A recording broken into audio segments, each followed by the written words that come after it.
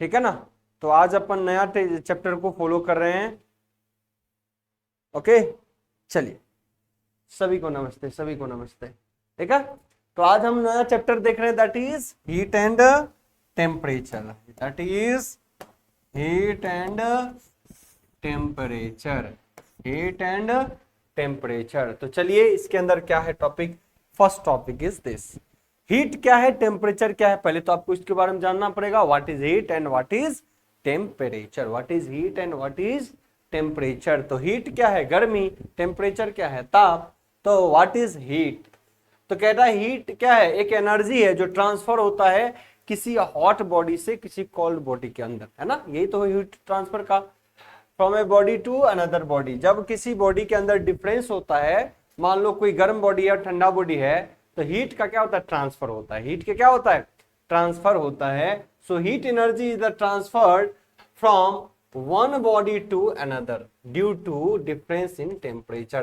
तो हीट का ट्रांसफर एक बॉडी से दूसरे बॉडी के अंदर होता है टेम्परेचर में अंतर होने के कारण। टेम्परेचर में अंतर होने के कारण this is a heat, this is heat. And heat energy measured in, heat energy किस में मापा जाता है, heat energy measured in, heat energy को किस में मापते हैं, heat energy is measured in joule, है ना, मेजर्ड इन जूल। ना गर्मी, उसी को हिंदी में करा है कि उष्मा वह ऊर्जा है जो तापमान में अंतर के कारण किसी एक पिंड से दूसरे पिंड में स्थानांतरित होता है, इसी को अपन कहते हैं हीट। ओके, नेक्स्ट दूसरा चीज है टेम्परेचर। दूसरा टर्मोलॉजी हमारे लिए क्या है, टेम्परेचर। तो temperature, what is temperature, temperature ये physical quantity that express coldness और हॉटनेस ऑफ ए बॉडी। जो टेम्परेचर है वो क्या एक्सप्रेस करता है, कोई बॉडी जो ताप अपन मापते हैं कि क्या देखते हैं, किसी का बुखार हो जाता है सपोज दैट, तो क्या देखते हैं, इसका बॉडी में कितना ताप है, ज्यादा तो नहीं हो गया, तो वो गर्मनेस को दिखाता है। टेम्परेचर बढ़ना, ज्यादा बॉडी गर्म हो चुका है, या कोल्डनेस होता है, ज्यादा बॉडी ठंडा हो चुका है। तो टेम्परेचर किसी का हॉटनेस और कोल्डनेस को बताता है। What is, it is expressed the coldness and hotness of a body. किसी भी बॉडी का कोल्डनेस और हॉटनेस को बताता है। क्लियर। तो आई होप सो दोनों में अंतर समझ चुके हैं कि यह एक ताप है जो किसी के कौन कितना ठंडा है और कौन कितना गर्म है इसको एक्सप्रेस करता है। सो हिंदी में अगर बात करें तो तापमान एक भौतिक मात्रा है जो शरीर के ठंडक और गर्मी को व्यक्त करता है। ठीक है, आई होप सो दोनों ही वर्ड हमने समझ लिया। चल रहा है बिल्कुल बालक, टेक्निकल भी चल रहा है, टेक्निकल भी चल रहा है ना, टेक्निकल भी चल रहा है, डोंट वरी, टेक्निकल भी चल रहा है ना। चलिए, आई होप सो कुछ बैच में तो आज हमको लगता है नेटवर्क भी चलेगा, BEE चलेगा, है ना, बहुत सारे बैच। चलिए, मैं बात अगर कर लूं यहाँ पे, तो टेम्परेचर भी क्लियर, ये भी क्लियर। तो टेम्परेचर किस में मापा जाता है, टेम्परेचर इज मेजर्ड, या किस में मापा जाता है, मेजर्ड इन, ऐसे तो केल्विन में भी, डिग्री सेंटीग्रेड में भी, फ़ारेनहाइट में भी, रीमर में भी। तो यूनिट तो बहुत है। अगर आपसे कोई बोले कि ये मापा जाता है, अब मेनली एसआई यूनिट कौन सा है, दैट इज केल्विन। केल्विन क्या है, एसआई यूनिट है, इसका एसआई यूनिट है। यहां पे हीट को किससे मापा जाता है, जूल में। हीट एनर्जी को किसमें मापा जाता है, जूल में। ठीक है ना। चलिए, नेक्स्ट नेक्स्ट नेक्स्ट एक प्रश्न कई बार एग्जाम में आपको आता है और इसको कहते हैं न्यूटन्स लॉ ऑफ कूलिंग। क्या बोलते हैं, न्यूटन्स लॉ ऑफ कूलिंग। बहुत बढ़िया पॉइंट है, इसको बारीकी से समझिएगा। हो सकता है इसको कॉन्सेप्ट बहुत बच्चों को नहीं पता हो, इसके आपको थ्योरी तो आपको पता होता है, हो सकता है, लेकिन इसके कॉन्सेप्ट को नहीं जानते। तो बहुत इंटरेस्टिंग है, आज आपको समझ में आएगा कि कोई जल्दी ठंडा कब होता है और कोई चीज जल्दी गर्म कब होता है। तो हम उसकी चर्चा कर रहे हैं और इस पे प्रश्न आपको कई बार मतलब दिए जाते हैं एग्जाम में, है ना। चलिए, क्या कहता है कि न्यूटन्स लॉ ऑफ कूलिंग। तो न्यूटन्स लॉ ऑफ कूलिंग क्या कहता है, समझिए पहले, मैं फिर इस लाइन को आपको समझाऊंगा। कहते हैं किसी बॉडी के अंदर जो है ठंडा होने की, कोई बॉडी अगर गर्म है उसके ठंडा होने की जो दर होती है, कूलिंग होने की जो दर होती है, वह निर्भर करता है कि वो बॉडी सराउंडिंग के टेम्परेचर से कितने अंतर के साथ है। मेरी बातों को सोचिए, समझिए क्या कह रहे हैं कि न्यूटन्स लॉ ऑफ कूलिंग कहता है कि किसी बॉडी के ठंडा होने की दर, कूलिंग है ना, नाम ही है इसमें, क्या है कूलिंग, नाम ही है इसमें कूलिंग, इसका मतलब क्या है, न्यूटन के ठंडा होने की दर है ना, इसके कूलिंग होने की दर। तो न्यूटन्स लॉ ऑफ कूलिंग कहता है कि इसकी ठंडा टेम्परेचर गिरने का जो दर होगा, इसका ठंडा होने का जो दर होगा, कोई चीज बहुत गर्म है 100 डिग्री सेल्सियस पे है, उसको ठंडा होना है, तो उसका जो दर होगा, ठंडा कितना जल्दी ठंडा होगा। हो सकता है कोई 100 डिग्री पे है तो कोई आधा घंटा में ठंडा होगा, हो सकता है कोई 10 मिनट में ठंडा होगा, ये किस पर निर्भर करता है। तो कहता है अकॉर्डिंग टू न्यूटन्स कहता है कि कोई बॉडी, किसी बॉडी के ठंडा होने की दर, ये कोई बॉडी है, फिर से समझाता हूं, एकदम समझिएगा, जिंदगी भर नहीं भूलिएगा कि कंसेप्ट से अपन सीख रहे हैं। अगर मान लो ये 99 डिग्री सेल्सियस पर है, तो ये ठंडा होगा, हमारा एटमॉस्फेरिक टेम्परेचर कितना है 25 डिग्री, तो ये 25 डिग्री पे धीरे धीरे जाएगा। तो इसकी ठंडा होने की जो दर है वह निर्भर करता है कि वो बॉडी किसी सराउंडिंग का टेम्परेचर और उस बॉडी का टेम्परेचर में कितना अंतर है। किसी सराउंडिंग का टेम्परेचर और उस बॉडी का टेम्परेचर में अंतर जितना ज्यादा होगा, वो ठंडा उतना फास्टर होगा, उतना जल्दी नहीं होगा, वो ठंडा उतना फास्टर होगा, उसकी ठंडा होने की गति ज्यादा होगी। मेरी बातों को समझ रहे हैं क्या मैं बोल रहा हूं, समझिए, दर को बोला गया, ऐसा नहीं बोला जो जितना दूर होगा वो उतना जल्दी ठंडा हो जाएगा, ये समय नहीं बोल रहा, ये बोल रहा है ठंडा होने की दर, रफ्तार जो है, जो सराउंडिंग का टेम्परेचर अगर 25 डिग्री है और कोई मान लो 108 डिग्री सेल्सियस पर है, कितना है, कोई बॉडी 108 डिग्री सेल्सियस पे है, तो नो डाउट एक बातों को समझिएगा कि 99 से 25 और कोई है 108 से कितना है 25, एक सेकेंड बालक, एक सेकेंड, कोई 108 से है, कोई 108 से 25 पे आएगा और कोई इतना, तो ठंडा होने की जो दर होगी, तेजी से ठंडा की ओर कौन बढ़ रहा होगा, ये फास्टर, ये क्या होगा, फास्टर, है ना। अब समझिए, ये इसके कंपेयर में स्लोअर, इसके कंपेयर में क्या होगा, स्लोअर।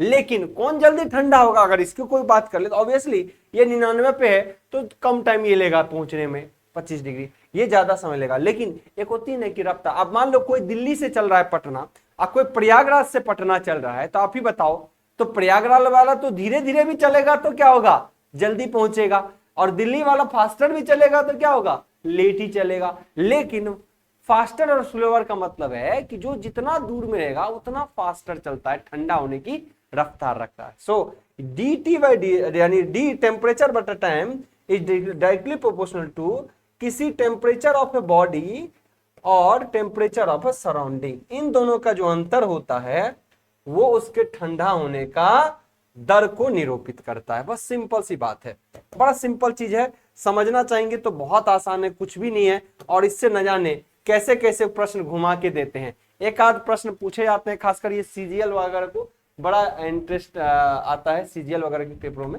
लेकिन रेलवे के पेपर में भी अगर आप देखेंगे तो इससे प्रश्न अच्छे खासे देखने को मिलते हैं, इससे इर्द गिर्द घुमा के आपको हीट एंड टेम्परेचर का देखने को मिलेगा। सो आई होप सो समझ रहे चीजों को कि कोई चीज स्लोअर और फास्टर निर्भर करता है कि उसके सराउंडिंग के टेम्परेचर से वो कोई कितना दूर है। सराउंडिंग का टेम्परेचर, ये क्या है, सराउंडिंग, सराउंडिंग टेम्परेचर, ओके, और ये किसी बॉडी का टेम्परेचर, ये किसी बॉडी का टेम्परेचर, ठीक है, सराउंडिंग का हो या एनवायरमेंटल का हो, ठीक है। तो इस तरीके से यानी वातावरण का ताप, आई होप सो सभी बालों को क्लियर हो चुका होगा। यही इसके दर को बताता है कितना जल्दी फास्टर होगा। यानी किसी फ्रिज में कोई 50 डिग्री वाला टेम्परेचर को रख दीजिए, उसको ठंडा आप कर दीजिए, और कोई 80 डिग्री ताप वाला चीजों को ठंडा करिए, तो 80 डिग्री वाले चीजों का रफ्तार ज्यादा होगा ठंडा होने का। और वो बात अलग है कि 50 डिग्री वाला ठंडा धीरे धीरे भी ठंडा होगा तो भाई कम ही दूरी है, जल्दी ठंडा हो जाएगा। लेकिन 80 डिग्री वाला को लेट लगेगा, लेकिन गति जो होगी इसको ज्यादा। बोलिए क्लियर है कि नहीं सभी बालक को, इज इट क्लियर। अब इसके स्टेटमेंट को आप पढ़ेंगे ना तो खटाक से आपको समझ में आएगा।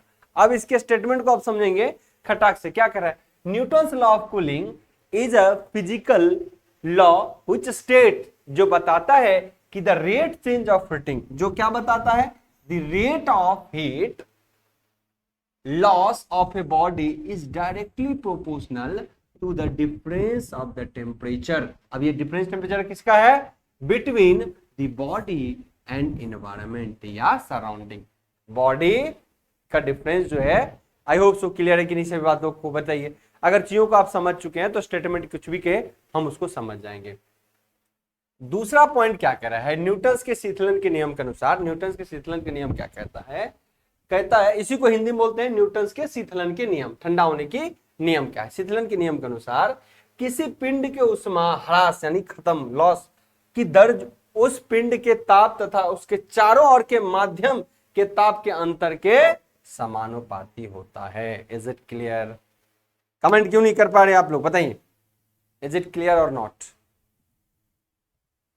नहीं बोलोगे तो समझ में आएगा कि शायद आप लोग समझ नहीं पा रहे मैं क्या समझाने की कोशिश कर रहा हूं, है ना? इज इट क्लियर और नॉट? नहीं है क्लियर तो पूछिए, कुछ है नहीं इसके अंदर, समझने का फेर है। ये फास्टर कूलिंग, ये स्लोअर कूलिंग, कोई फास्टर कूलिंग और कोई क्लियर। क्लियर, ओके, चलो बहुत बढ़िया। मेरी आवाज ऐसा तो नहीं बहुत लेट जाता है? अब यहां मैंने 2 चाय कप लिया। मोस्टली सभी बच्चों का चाय फेवरेट ही होता है, पढ़ने वाले का तो, चाहे टीचर हो या बच्चा हो, खासकर मोस्टली। चलिए, न्यूटन्स लॉ ऑफ कूलिंग के अकॉर्डिंग क्या इसमें लागू हो रहा है? देखिए, एक चाय की कप है और चाय ठंडा होने से पहले इसका ताप कितना है? 60 डिग्री सेल्सियस। तो 60 डिग्री सेल्सियस में सराउंडिंग टेम्परेचर कितना था? मान लो अभी का टेम्परेचर लगभग वही, हालांकि गर्मी होगा 30 होगा, है ना? तो मैं कहता हूं कि इसका टेम्परेचर भी मान लेते हैं 25 डिग्री सेल्सियस है। तो 25 डिग्री है और इधर कितना है? 60 डिग्री। चाय के कप में जो लिक्विड है, चाय है, ये 60 डिग्री है, तो ऑब्वियसली ये ठंडा होने की ओर अग्रसर होगा। Higher temperature to lower temperature, तो हीट का ट्रांसफर हो रहा है, हाई टू लो के लिए हीट ट्रांसफर हो रहा है। लेकिन ताप क्या है? एगो 60 है, एगो 30 है। अच्छा, हीट ट्रांसफर किसमें हो रहा होगा? तो देखो, ये हीट जो है कुछ वाष्प के द्वारा रिलीज हो रहा है, उसके बाद कुछ कप एब्जॉर्ब कर रहा होगा उस हीट को, तो हीट को ट्रांसफर यही हो रहा है ना? अब यहाँ पे समझिए, इस टाइम क्या हो रहा है? इसका वाष्प निकल रहा है ना? ऐसे भी हीट रिलीज हो रहा है। और ये कुछ देर बाद after some time 25 degree Celsius पे ये पहुंच जाएगा, तो वाप निकलेगा इसका नहीं, सराउंड कूल हो जाएगा तब तक। तो ऑब्वियसली 25 डिग्री, तो 60 डिग्री और 25 डिग्री टेम्परेचर डिफरेंस था, तो ये उसकी ओर अग्रसर होता चला गया और एक टाइम आया कि वो कूल हो गया, यानी सराउंडिंग के टेम्परेचर पे पहुंच गया, तब वो ठंडा नहीं होगा। तो ये रेट चेंज, उस टाइम ये रेट चेंज होगा नहीं, जीरो हो जाएगा। जब ये टेम्परेचर इसके टेम्परेचर के पास पहुंच जाएगा तो रेट चेंज होगा नहीं, तब ये क्या हो जाएगा? कोई रेट चेंज नहीं, ठंडा होने की दर जीरो हो जाएगा। लेकिन जब तक ज्यादा अंतर है तब तक ठंडा होने की दर चलता रहेगा। क्लियर? चल, सो ये क्या है? ये किसी बॉडी का टेम्परेचर, ये क्या है? किसी बॉडी टेम्परेचर, और ये क्या है? सराउंडिंग टेम्परेचर या इन्वायरमेंट टेम्परेचर, सराउंडिंग टेम्परेचर या फिर इन्वायरमेंट टेम्परेचर, ठीक है ना? तो यही चीज को दर्शाता है। अब अब अब आइए,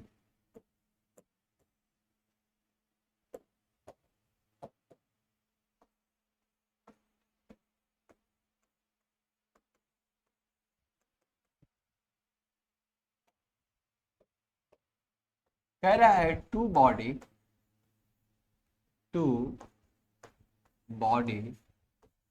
ए and B, two body A and B having temperature is 100 degree Celsius and 50 degree Celsius respectively.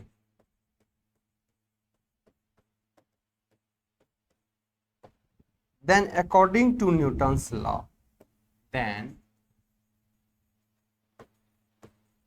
according to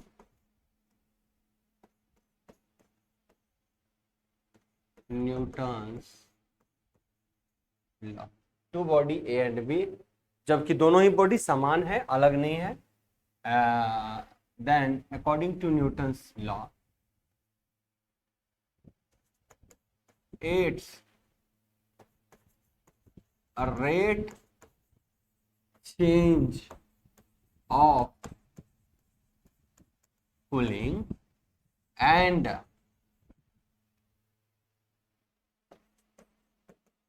time taken to cooling is।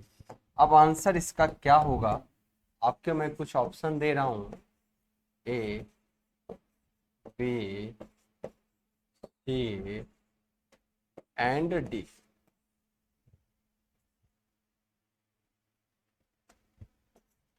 Faster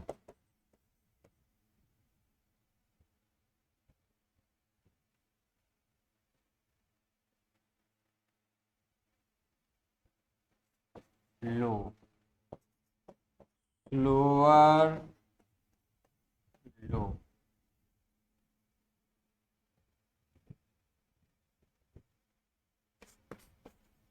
faster मोर,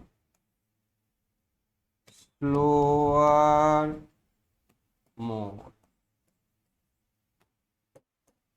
ये आपके लिए प्रश्न है। इस प्रश्न का जवाब देंगे तो मुझे लगेगा कि आप लोग समझ चुके हैं। दो बॉडी है, दोनों ही बॉडी सेम है, जैसे दोनों अगर लोहा है तो दोनों ही लोहा है, अगर दोनों पानी का कंटेंट है तो दोनों पानी है। तो आपको एक चीज बताना है कि अगर एक 100 डिग्री सेल्सियस पे है और एक 50 डिग्री सेल्सियस पे है respectively, then according to Newton's law it's a rate change of cooling and time taken to cooling. जो कौन किसकी रेट चेंज होगी, फास्टर होगी या स्लोअर होगी, किसकी है ना। और दूसरा कह रहा है जो टाइम लेगा कूलिंग के लिए वो क्या होगा, है ना। दो बॉडी है। अब यहां पे जो मैं बता रहा हूं रेट चेंज ऑफ कूलिंग आपको बताना है दोनों बॉडी के लिए। जो रेट चेंज ऑफ कूलिंग क्या होगा, फास्टर होगा। अच्छा एक चीज और यहां पे कमी रह रहा है, rate change of cooling,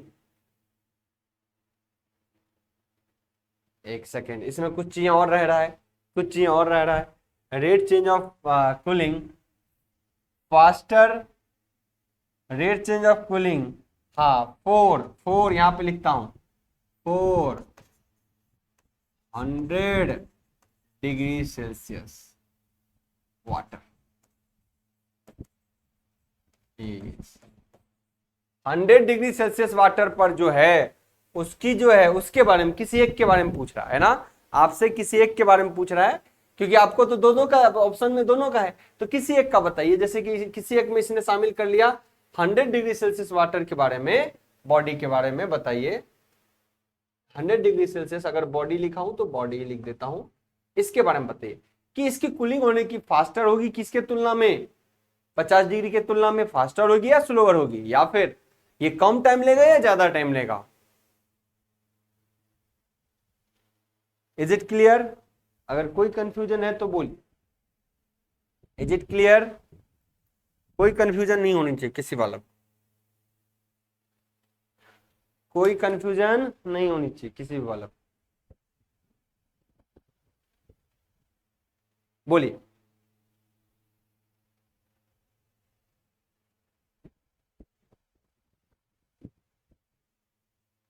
anyone, any dot, anyone, any dot.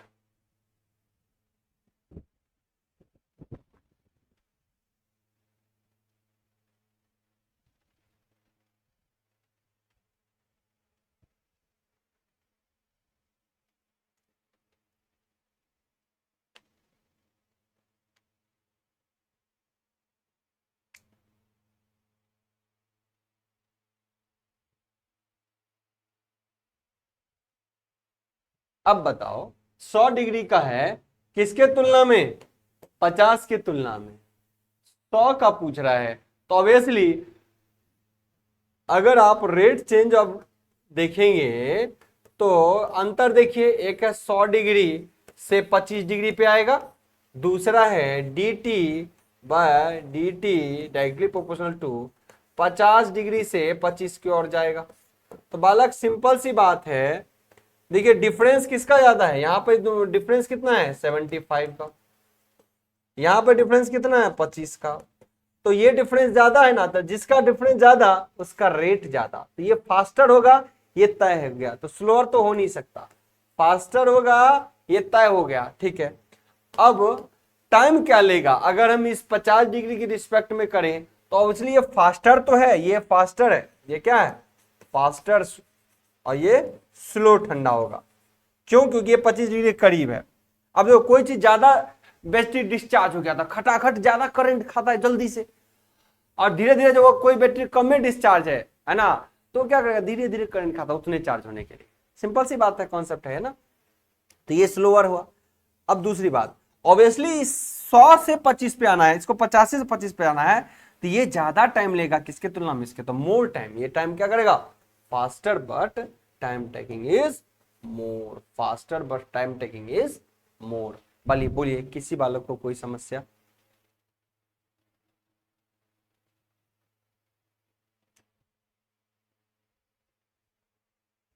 Okay, कुछ बच्चे कह रहे हैं कि internet connection poor, I think, है ना। ओके, एक बार रिफ्रेश कर लीजिए, एक बार रिफ्रेश कर लीजिए, आई होप सो क्लियर हो जाएगा। एक बार रिफ्रेश करिए, एक बार सभी वाले रिफ्रेश कर लीजिए, एक बार रिफ्रेश करिए।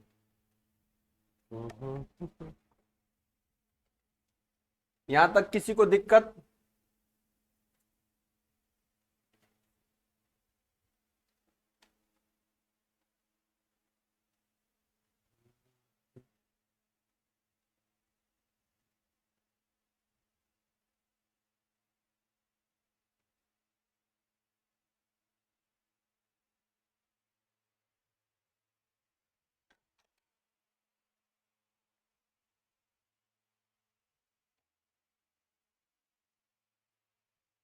क्लियर है?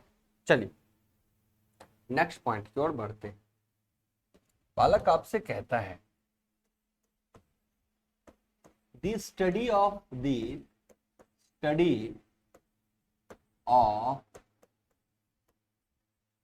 Heat content. आपको पता है हीट कंटेंट को जो स्टडी करते हैं उस प्रोसेस को बोलते क्या है? जो स्टडी प्रोसेस हीट यानी अध्ययन जो करते हो हीट कंटेंट का, यानी उष्मा के बारे में अध्ययन को क्या बोलते हैं? दूसरा आपसे वर्ड बोलता है the measurement of heat content, the measurement of heat content is called. तब ये क्या कहलाता है?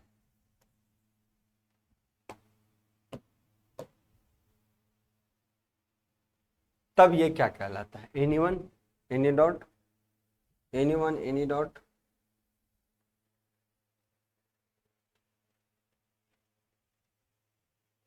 तो दोनों सिमिलर वर्ड है, इसीलिए मैंने दोनों चीजों को ले लिया। तो कहते हैं the measurement of heat content, जिसको आप मापते हैं उसको क्या बोलेंगे? कैलोरीमीटर। क्या बोलेंगे? कैलोरीमीटर। इसी को क्या बोलते हैं? कैलोरीमीटर। जो मापते हैं calorimeter. The study of heat content, जो जिसमें अध्ययन करते हैं हीट के बारे में, उसको बोलते हैं कैलोरीमेट्री। उसको क्या बोलते हैं? कैलोरीमेट्री।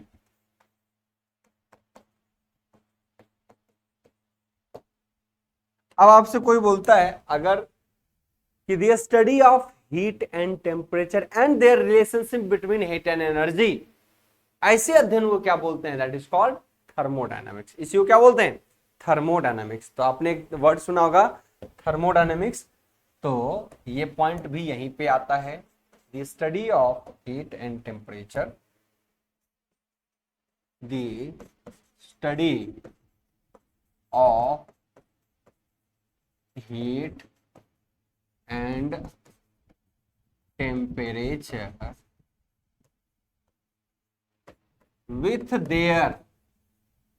with देयर relationship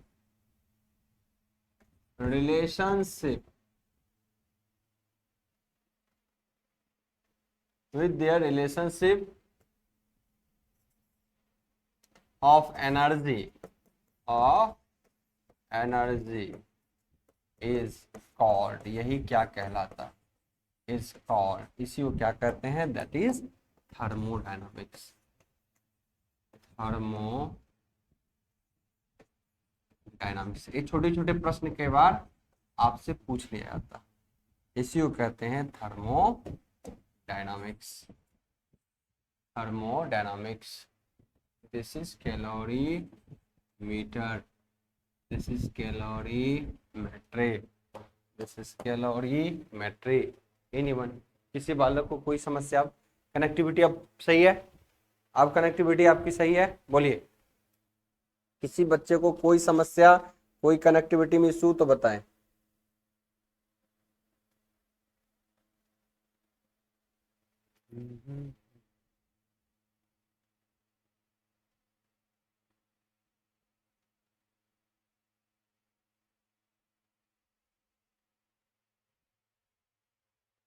फटाफट कमेंट करें आप लोग, बड़ी लेट कमेंट करते हैं, फटाफट कमेंट करें।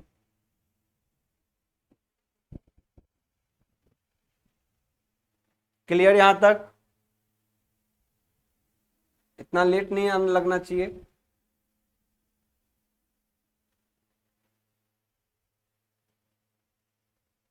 ठीक, नेक्स्ट बालक, the measurement of very low temperature at pole।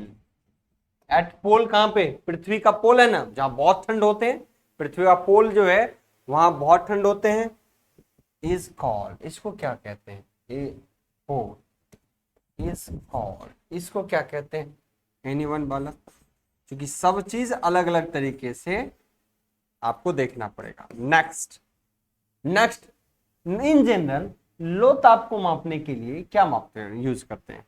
The measurement of the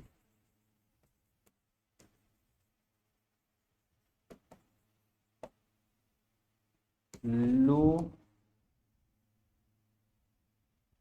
temperature, जहां सिर्फ कमी ताप को मापना है।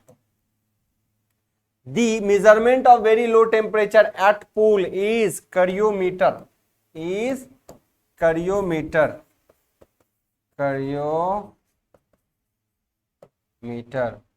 जहां बहुत कम ताप को मापा जाता है, जहां पे क्या किया जाता है, बहुत कम ताप को मापा जाता है, उसी को बोलते हैं अपन करियोमीटर। जहां पे बहुत कम ताप को मापा जाता है उसी को क्या बोलते हैं?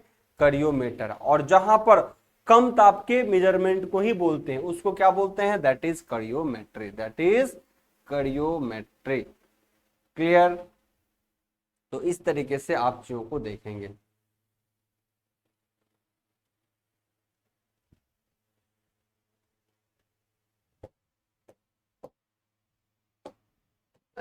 तो हमारा क्या हो गया? स्टडी हो गया, उसको करियोमेट्री, कैलोरीमेट्री बोलते हैं स्टडी को। अच्छा, मेट्री जहां पे लग गया वहां पे स्टडी आता है, the measurement, the study of the, जहां पे एक चीज समझ लेना, इसको याद रखने का ट्रिक है क्या? स्टडी जहां पे आ गया, the study of low temperature, तो वहां पे क्या लग जाएगा? मेट्री लग जाएगा। उसको बोलेंगे क्या? उसको क्या बोलेंगे बालक? Study of very low temperature is called करियो। यहाँ पे करियोमीटर था तो करियोमेट्री, यहाँ पे वर्ड क्या आ जाएगा? करियोमेट्री।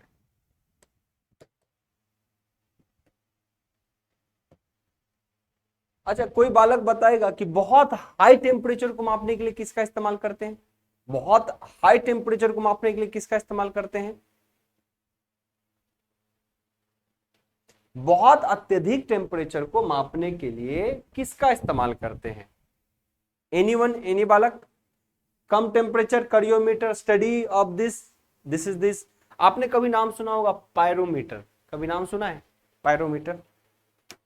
बिल्कुल बिल्कुल, बहुत बहुत बढ़िया, मंडल जी बोल रहे हैं पायरोमीटर, बहुत बढ़िया, है ना।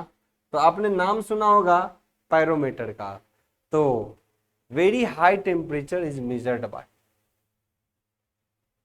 That is pyrometer. Very high temperature is measured by, this is pyrometer.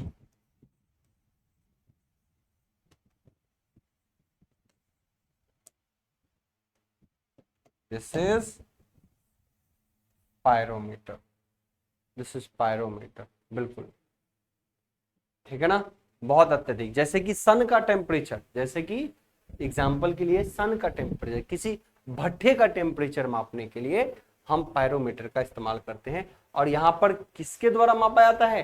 Radiation, उसके हीट के रेडिएशन से हम उसको मापते हैं ना, इन बातों का भी ध्यान रखना है। सो बहुत हाई टेम्परेचर, ये छोटी छोटी बातें थी जो कई बार आपके एग्जाम में पूछ लिया जाता है, तो आपको इसको लेके अलर्ट रहने की जरूरत है, आपको इसको लेके अलर्ट रहने की जरूरत है। अच्छा, आपने एक वर्ड सुना होगा कैलोरीमीटर, और कैलोरीमीटर सुना होगा, बीटीयू सुना होगा, है ना। ये सबसे प्रश्न आते हैं। नॉन कॉन्टैक्ट टेम्परेचर इंस्ट्रूमेंट, बिल्कुल बालक, वही हुआ पायरोमीटर, क्योंकि रेडिएशन से कम मापते हैं ना। जैसे सन है तो सन के पास जाके थोड़ी मापेंगे, पायरो दूर से ही मापेंगे। सो अब देखो पायरोमीटर ऐसे ही सन की ताप को मापने जाएंगे तो वो रोता है, दिमाग में ऐसे लगाने ना, वो क्या करता है, रोने लगता है, इतना गर्म रहता है। तो जिसको भी ले गए वही रोना शुरू कर दिया था, पायरो क्या गया, पाय क्या कर रहा है, रो रहा है, तो पायरोमीटर क्या होगा, पायरोमीटर। इस तरीके से आप दिमाग में रख सकते हैं। अब आइए, आपने वर्ड सुना होगा, आपने एक वर्ड सुना होगा, उस वर्ड के लेके मैं एक वर्ड आपको यूज करता हूं।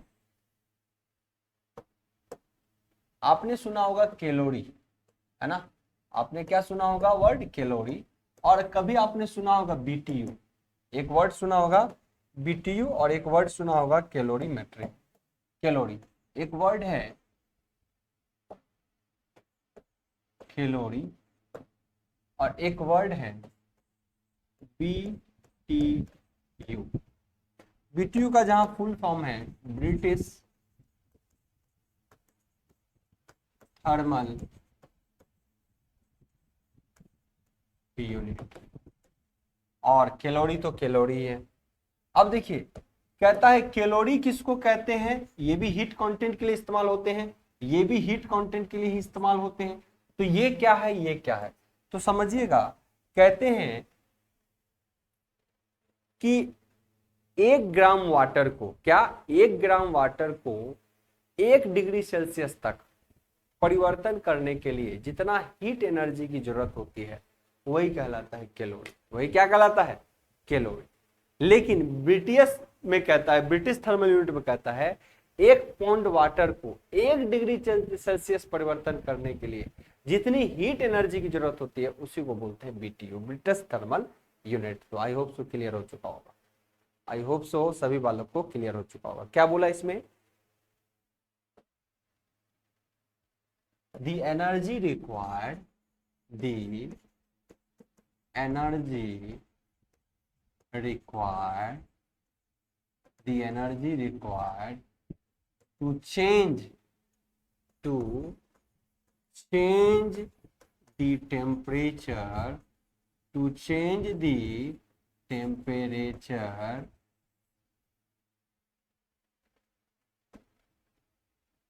1 degree Celsius, to change temperature 1 degree Celsius for 1 gram, for 1 gram water called, इसी को क्या कहते हैं, कैलोरी। इसी को क्या कहते हैं, कैलोरी। अब हिंदी वाले बालक समझ लें एक बार थोड़ा, क्या बोला, जो आप बोलते हो ना कैलोरी कैलोरी, ये ऑब्वियसली एनर्जी है, और ये कैलोरी एनर्जी में मापे जाते हैं, इसकी यूनिट है एनर्जी मापने का।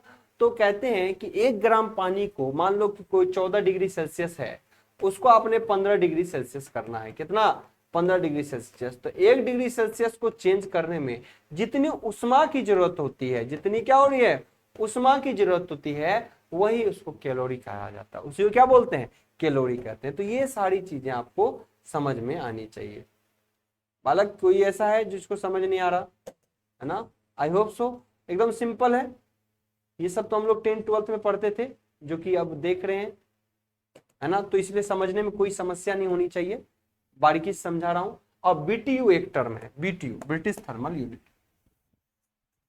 कहता। अब ब्रिटिश में पाउंड में बातें होती है, वहां पे ब्रिटिश लैंग्वेज जो है, जैसे आप लोग यहाँ पे पढ़ते हैं सीजीएस यूनिट, तो सीजीएस यूनिट में एमकेएस यूनिट और एफपीएस सिस्टम। एफपीएस सिस्टम में पाउंड ही तो है, ब्रिटिश वाले की ही देन था पाउंड वाला, है ना? तो क्या कहता है? The energy required, the energy required, कितनी एनर्जी की जरूरत होती है? The energy required to change temperature, to change temperature of 1 Fahrenheit, of 1 Fahrenheit. क्या ये? 1 फ़ारेनहाइट। 1F मतलब, F का मतलब है फ़ारेनहाइट, F का मतलब है फ़ारेनहाइट, F का मतलब है फ़ारेनहाइट। फ़ारेनहाइट, एक फ़ारेनहाइट 4 इसके लिए 1 पाउंड, 1 पाउंड। अच्छा, 1 पाउंड में कितना? 0.456 ग्राम, किलोग्राम। यही बराबर हो गया 456 ग्राम के, है ना? तो अब समझिए क्या बोल रहा है। The energy required to change temperature of 1 Fahrenheit for 1 pound of this water, 1 pound of water call, इसी को बोलते हैं ब्रिटिश थर्मल, इसी को क्या बोलते हैं? ब्रिटिश थर्मल यूनिट, यानी बीटीयू। कई बार एग्जाम में पूछे गए हैं, तो अलर्ट रहेंगे सभी बालक। कई बार एग्जाम में पूछे गए हैं, तो आप सभी बालक अलर्ट रहेंगे, है ना? किसी बालक को यहाँ पर कोई परेशानी नहीं होनी चाहिए, किसी बालक को कोई परेशानी नहीं होनी चाहिए। अच्छा, 1 कैलोरी में कितने जूल होते हैं? आप लोग कोई बता सकते हैं? 1 कैलोरी में कितने जूल होते हैं? एनीवन बालक? कोई बालक ऐसा है जो बता सकता है 1 कैलोरी में कितने जूल होते हैं? 1 कैलोरी में कितने जूल होते हैं? यहां से प्रश्न आते हैं आपके, है ना? इन बातों का ख्याल रखिएगा, ठीक है? आपसे पूछा जाता है, 1 ग्राम वाटर को यहाँ पे कर देता हूँ क्या, 14 डिग्री से 15 डिग्री सेल्सियस तक भेजने के लिए 1 डिग्री सेल्सियस लगा। 1 डिग्री सेल्सियस में जो भी हीट लगा, जो भी उष्मा लगा या हीट लगा, क्लियर? I hope so. जब क्लियर होते जाता है तो एक बार थम्स अप करते चले जाइए, है ना? क्लियर हो रहा है तो मुझे भी लगेगा कि हाँ आपको क्लियर हो रही है सारी बातें, है ना? अब यहाँ पे समझिए, अब आपसे कई बार प्रश्न कैसा पूछता है कि 1 बीटीयू कितने के बराबर? 1 सेकेंड वाला, ऐसे, है ना?